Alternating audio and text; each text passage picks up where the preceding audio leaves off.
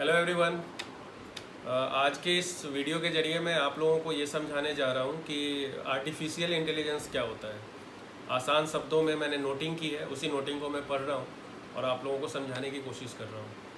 और वैसे आप सबको पता है कि कक्षा 8वीं से इस सत्र में हम आर्टिफिशियल इंटेलिजेंस की पढ़ाई शुरू कराने जा रहे थे और CBSE काफ़ी कंसर्न है इस आर्टिफिशियल इंटेलिजेंस सब्जेक्ट को लेके।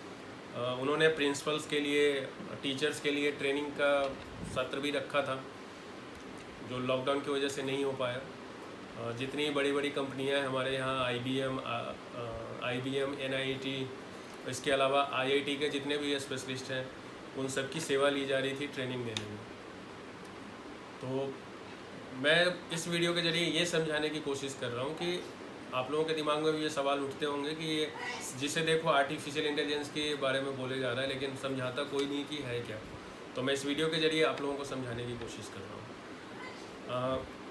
आर्टिफिशियल इंटेलिजेंस के नाम से तो ये पता चलता है, जैसे आर्टिफिशियल मतलब क्या होता है, कृत्रिम, मानव निर्मित, और इंटेलिजेंस का मतलब बुद्धिमत्ता। तो अगर हम ट्रांसलेट करें हिंदी में सीधा तो यही मतलब है, लेकिन हम इसको डिटेल में आपको समझाते हैं। जब से कंप्यूटर्स का आविष्कार हुआ है तब से इंसानों ने इसका इस्तेमाल काफ़ी बढ़ा दिया है। वो इन्हें अपने सारे काम करने में लगा देते हैं, जिससे इंसानों को मशीन के ऊपर की डिपेंडेंसी का एक्सपोनेंशियल ग्रोथ हुआ है। मनुष्यों ने, यानी हमने और आपने, मशीनों की कैपेबिलिटी को काफ़ी हद तक बढ़ा भी दिया है, जैसे कि स्पीड, साइज, काम करने की क्षमता, कैपेसिटी। इससे क्या होता है कि हमारे समय की बचत होती है।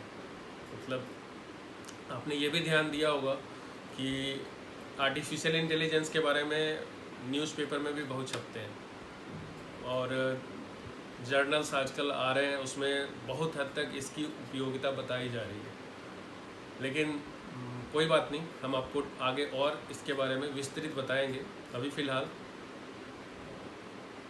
कि आप इतना जान लीजिए कि एक डोमेन आया है, एक नया डोमेन सामने आया है जिसे लोग आर्टिफिशियल इंटेलिजेंस के नाम से जानते हैं, जो कि मूल रूप से कंप्यूटर साइंस का ही ब्रांच है और जिसका मुख्य काम ये है कि ऐसे इंटेलिजेंट मशीन बनाए जो मनुष्य के जैसे ही बुद्धिमान हो और जिसकी अपनी डिसीजन लेने की क्षमता हो।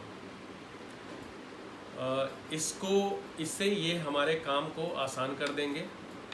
तो चलिए बिना देरी किए शुरू करते हैं कि आर्टिफिशियल इंटेलिजेंस क्या होता है और ये क्यों हमारे लिए इतना ज़रूरी है।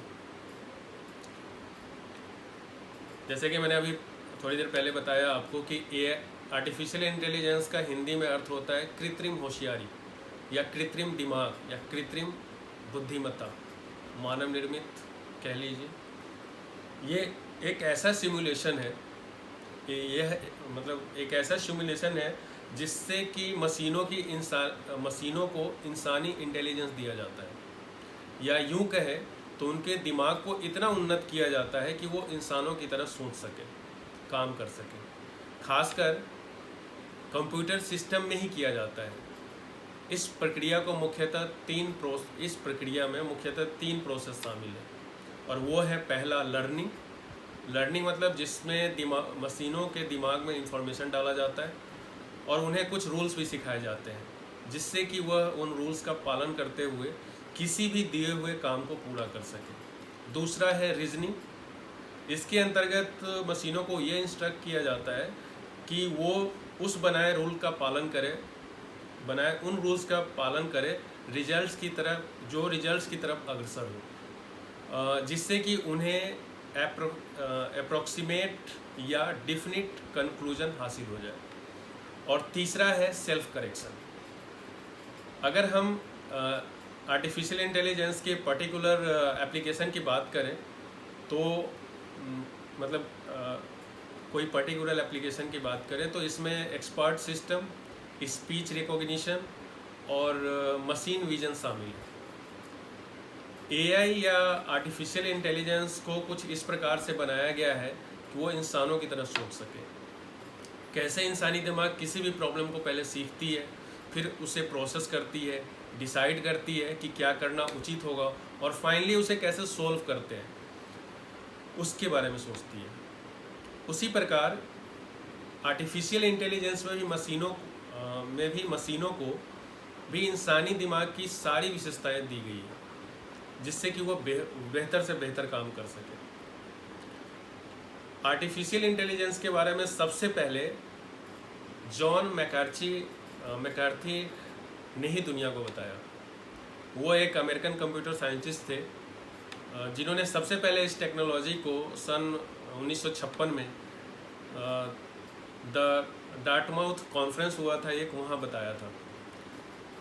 आज ये एक पेड़ की तरह बहुत ही बड़ा हो गया है और सारे रोबोटिक्स प्रोसेस ऑटोमेशन में एक्चुअली रोबोटिक्स तक सभी चीज़ें इसी के अंतर्गत आती हैं। विगत कुछ वर्षों में कुछ लास्ट के वर्षों में बहुत पब्लिसिटी गेन कर ली है, क्योंकि इसमें बिग डेटा की टेक्नोलॉजी भी शामिल हो गई है और इसकी दिन ब दिन बढ़ती हुई स्पीड, साइज और वैरायटी ऑफ डाटा बिजनेस से बहुत से कंपनीज इस टेक्नोलॉजी को अपनाना चाहते हैं।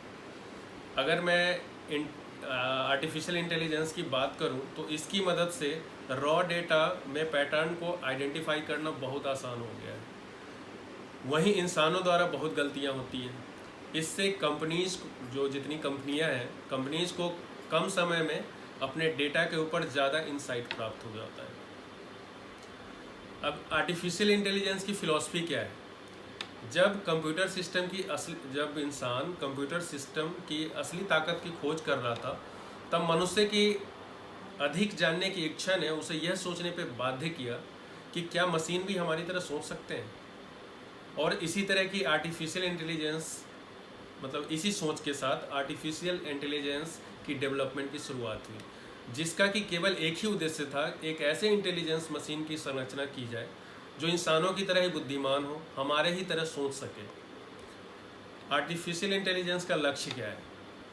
इसका लक्ष्य है जो कह सकते हो आप, एक्सपर्ट सिस्टम बनाना, कुछ ऐसे सिस्टम्स को बनाना जो कि इंटेलिजेंट बिहेवियर प्रदर्शन कर सके, जो कि लर्न कर सके, डेमोन्स्ट्रेट, एक्सप्लेन और इसके साथ अपने यूजर को एडवाइस कर सके। ह्यूमन इंटेलिजेंस को मशीन में इम्प्लीमेंट करना, ऐसा सिस्टम बनाना जो इंसानों की तरह समझ, सोच, सीख और बिहेव कर सके। अब आते हैं आर्टिफिशियल टेक्निक क्या है। अगर हम रियल वर्ल्ड की बात करें तब ज्ञान की कुछ अजीबोगरीब विशेषताएं, जैसे कि इसकी वॉल्यूम बहुत ज़्यादा है, या यूं कहें अकल्पनीय है। ये पूरी तरह से वेल ऑर्गेनाइज्ड और वेल फॉर्मेटेड नहीं है। रियल वर्ल्ड की बात कर रहे हैं और नॉलेज की बात कर रहे हैं। इसके साथ साथ ये निरंतर बदलता रहता है। अब बात आती है कि फिर आर्टिफिशियल इंटेलिजेंस टेक्निक है क्या। तो मैं आपको बता दूं कि आर्टिफिशियल टेक्निक एक ऐसा टेक्निक है जिससे कि हम ज्ञान या नॉलेज को ऐसे ऑर्गेनाइज्ड वे में रखेंगे कि जैसे हम इसका इस्तेमाल बहुत ही इफ़िशिएंटली कर सकते हैं। जैसे कि ये पढ़ने और समझने के योग्य होना चाहिए जो लोग इसे प्रोवाइड करते हैं। ये आसानी से मॉडिफाई करने योग्य होना चाहिए जिससे कि इसके एरर्स को आसानी से छुपाया जा सके।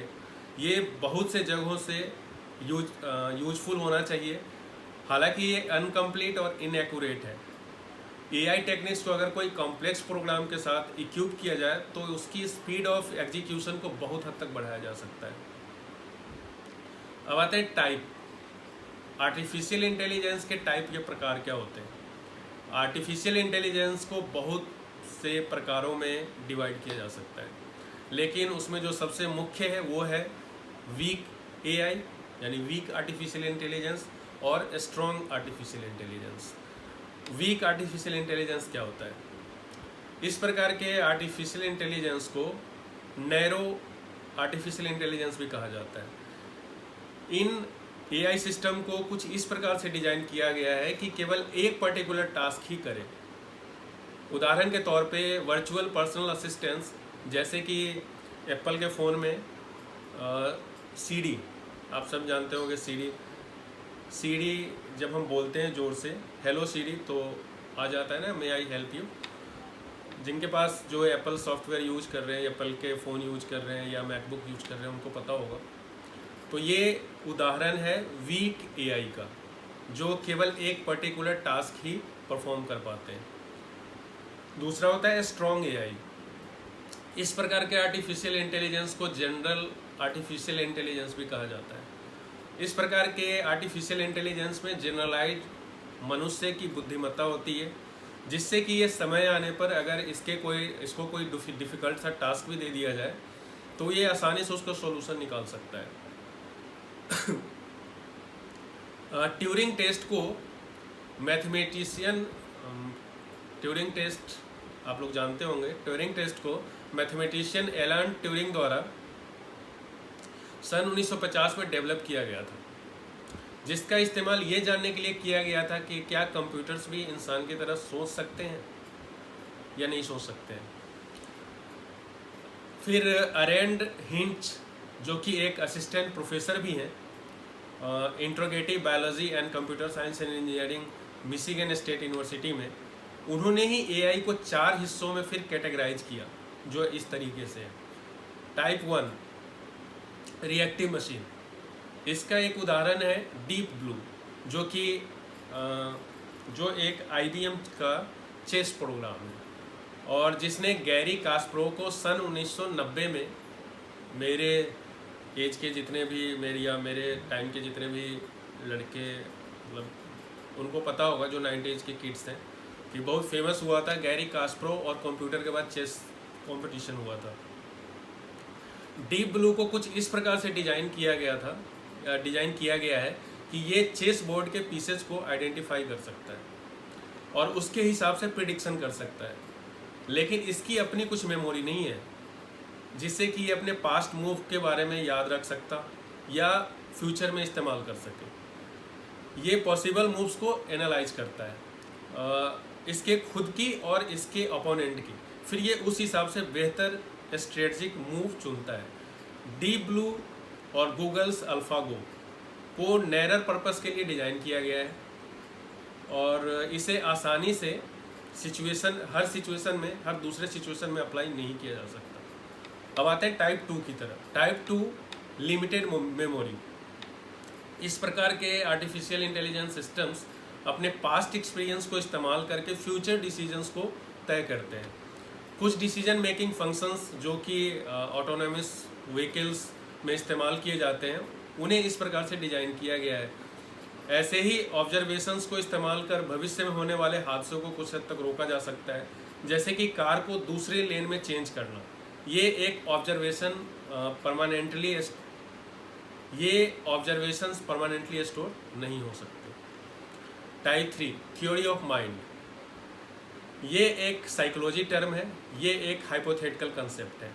इसमें ये दर्शाता है कि दूसरों का अपना बिलीव्स, डिजायर्स और इंटेंशन होता है जो कि इनके डिसीजंस में इम्पैक्ट डालते हैं। इस प्रकार के एआई अभी दुनिया में कहीं मौजूद नहीं है।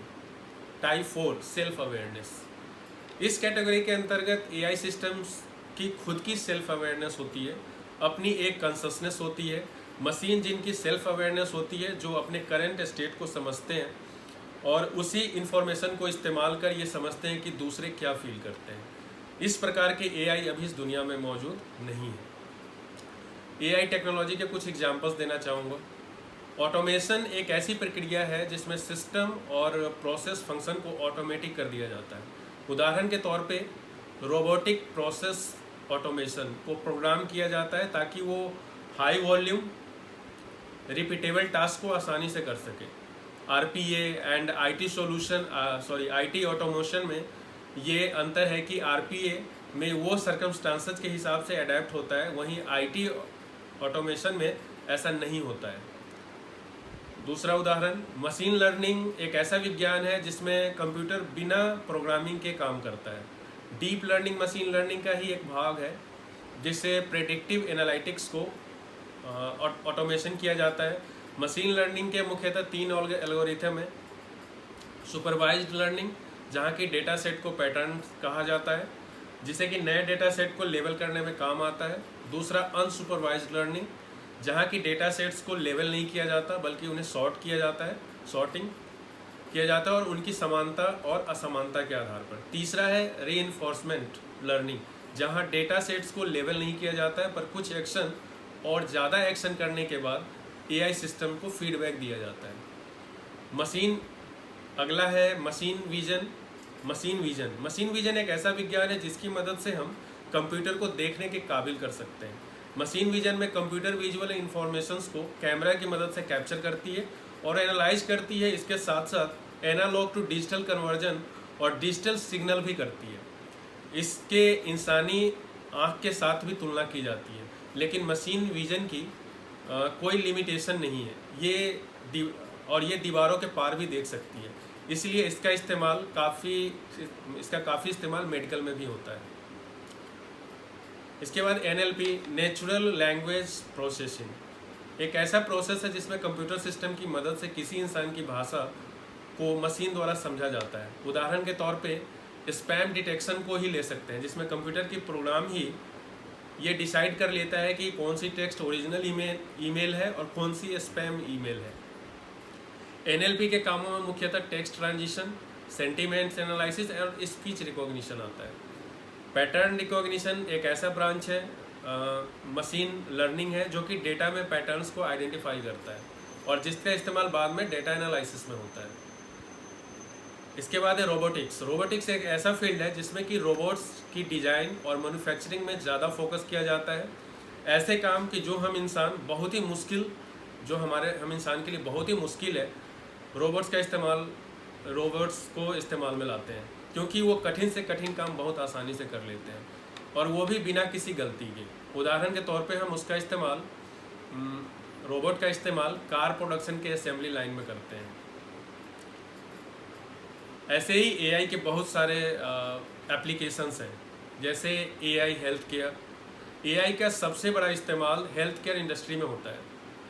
सबसे बड़ा चैलेंज ये है कि कैसे हम पेशेंट को बेहतर इलाज कर सकें, तो कम से कम लागत में। इसलिए अब कंपनीज एआई का इस्तेमाल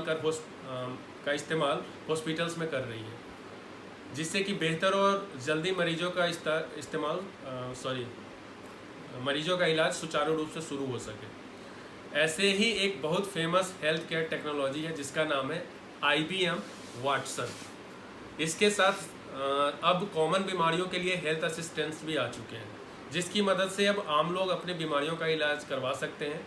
इन सभी मशीनों के इस्तेमाल से अब हेल्थ केयर इंडस्ट्री में एक बहुत ही बड़ी क्रांति आने वाली है।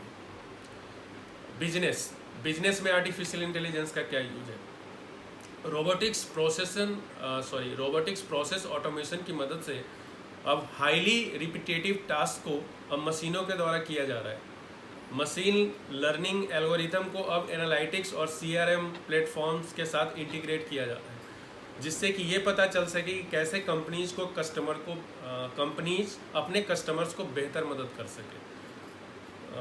चैटबॉट्स को वेबसाइट की ताकत से इनकॉर्पोरेट किया जा रहा है ताकि जल्द से जल्द कस्टमर्स को सर्विस दी जा सके। एजुकेशन में कैसे मदद कर सकता है आर्टिफिशियल इंटेलिजेंस? एआई की मदद से ऑटोमेटिक ग्रेडिंग किया जा सकता है, जिससे कि एजुकेटर्स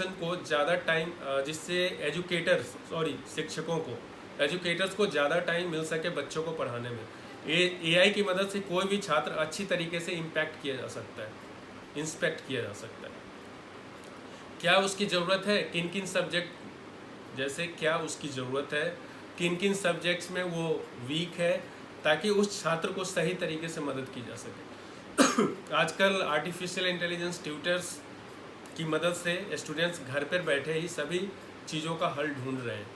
इससे उनके पढ़ने में इंटरेस्ट भी काफ़ी बढ़ रही है। अब फाइनेंस की तरफ आते हैं। फाइनेंस में आर्टिफिशियल इंटेलिजेंस कैसे मदद करती है? एआई की मदद से फाइनेंशियल इंस्टीट्यूशंस को काफ़ी लाभ मिल रहा है, क्योंकि कंपनीज को पहले डेटा एनालिसिस में खूब पैसा और समय इन्वेस्ट करना पड़ता था, पर अब ऐसा नहीं है। एआई ही सब कुछ बहुत ही कम समय में कर देती है। एआई इन लॉ, पहले ये डॉक्यूमेंट्स की प्रोसेसिंग बहुत ही चिंता पैदा करने वाली काम थी, पर अब एआई की मदद से ये डॉक्यूमेंट्स की प्रोसेसिंग बड़े आसानी से कर दी जाती है। इसमें बड़े ही इफ़िशियंट तरीके से इसका काम चलता है। एआई इन मैन्युफैक्चरिंग, एआई का इस्तेमाल मैन्युफैक्चरिंग इंडस्ट्री में भी खूब ज़ोर शोर से हो रहा है। पहले जिस काम को करने के लिए सैकड़ों लोग लगते थे, अब वही काम आज एक मशीन से बहुत ही जल्दी और बेहतर तरीके से हो रहा है। अब आते हैं फ्यूचर क्या है आर्टिफिशियल इंटेलिजेंस का।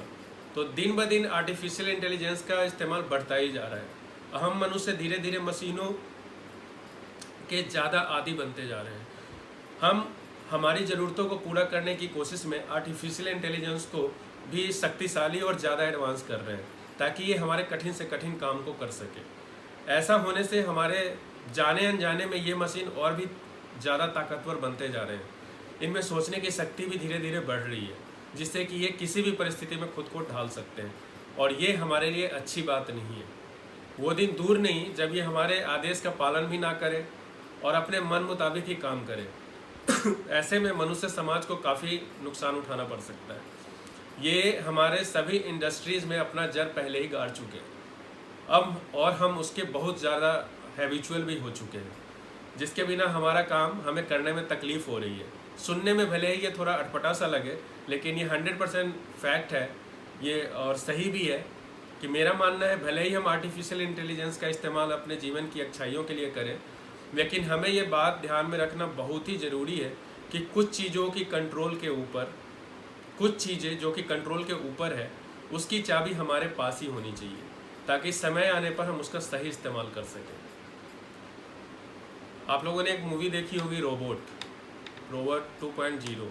उसमें चिट्टी एक जीता जागता उदाहरण है, जो चिट्टी रोबोट होता है आर्टिफिशियल इंटेलिजेंस का। तो आप समझ सकते हैं और उस स्टोरी से भी समझ सकते हैं कि क्या गलत इस्तेमाल हो सकता है। ठीक है, तो गलत या सही इस्तेमाल रोबोट पार्ट 1 में है।